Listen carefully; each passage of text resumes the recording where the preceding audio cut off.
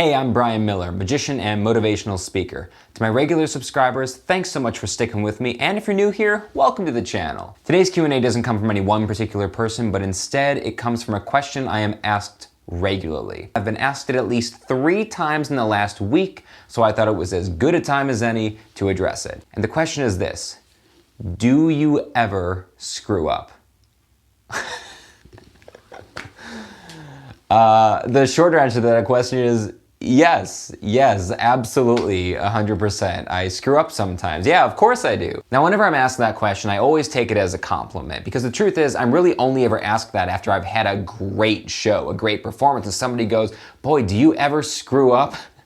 So I do take it as a compliment, but listen. I'm a live entertainer. Now that may sound stupid to say out loud because, well, yeah, obviously. People don't think of live entertainment the way that they used to. We are in an increasingly curated, on-demand entertainment culture. Why has Saturday Night Live endured for as long as it has? It's live, which means anything can happen. And if anything can happen, anything can go wrong. Saturday Night Live has been around for a long time, and it's gone through good seasons and bad seasons. It's had weak writers and weak, forgettable casts, and yet we keep watching it. Every week we watch it, and then we all talk and we go, you know, it just really wasn't that funny. And yet we keep tuning in, because the allure of live entertainment means anything can go wrong. And you know Murphy's Law: if anything can go wrong, anything will go wrong. So, okay, when I first started, when I was young, when I was inexperienced, of course I screwed up tricks, right? I would get the trick wrong. I would doing a prediction, I would predict it wrong. I would get somebody's card wrong.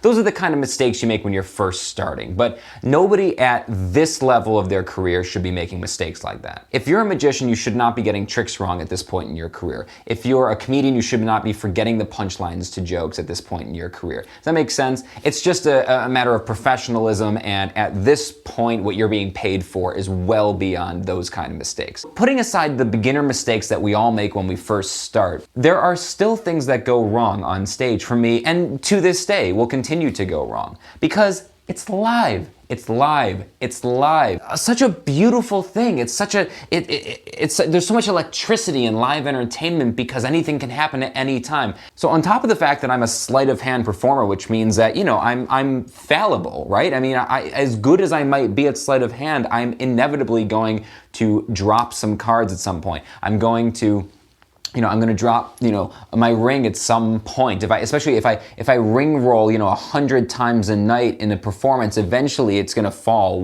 once in a while. A part of being a sleight of hand performer, which is of course very human, which means I can make mistakes inevitably. I'm also an interactive performer, which means a lot of my stage show involves bringing people up on stage and involving them in a major portion of the show, a give and take with the audience, and particularly one person at a time on stage, which is wildly unpredictable. I'm in control over a lot more of that than you might believe. But there's still elements of audience interaction that I cannot control. And so what I've done over the years is that anytime something went wrong on stage, particularly if it's something that an audience volunteer said or did that threw me off, or I had never considered or had never planned for, what I do is that night, and I mean the night of the show, I go back that night to the hotel or to my house or whatever it is, and I tear it apart and I analyze it and I think, what went wrong?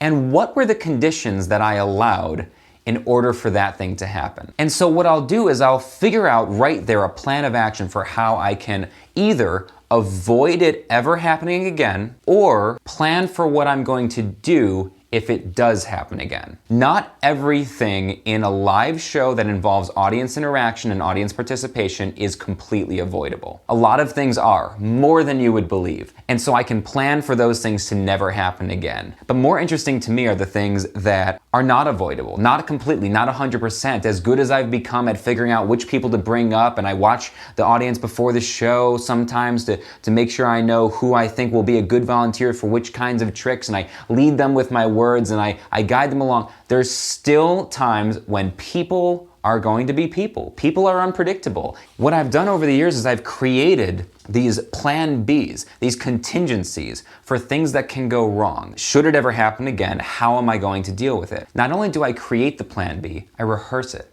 I rehearse the plan B. I rehearse the contingency as if it's something that's always going to happen. That's something that's going to happen every night. And what that means is that over the years, I've created a show that has built-in contingency plans for virtually anything that has ever gone wrong or might ever go wrong. And what happens when you do that is you develop a supreme confidence in yourself and your show, because you're not worried about so many unpredictable things. You're not worried about, oh, well, what if something happens? What if somebody says something that I'm not? I've had all these mistakes happen, all these unpredictable moments happen, and I've built in contingency after contingency into the show itself. So now when I walk out on stage, I have complete confidence in myself and my ability to handle any issue that comes up, and that leads to significantly better performances when you have that confidence in yourself and in your show. So I hope this was interesting. I hope it was helpful. If you have questions for me for future Friday Q&As, leave them in the comments section below. You can also hit me up on social media at BMillerMagic.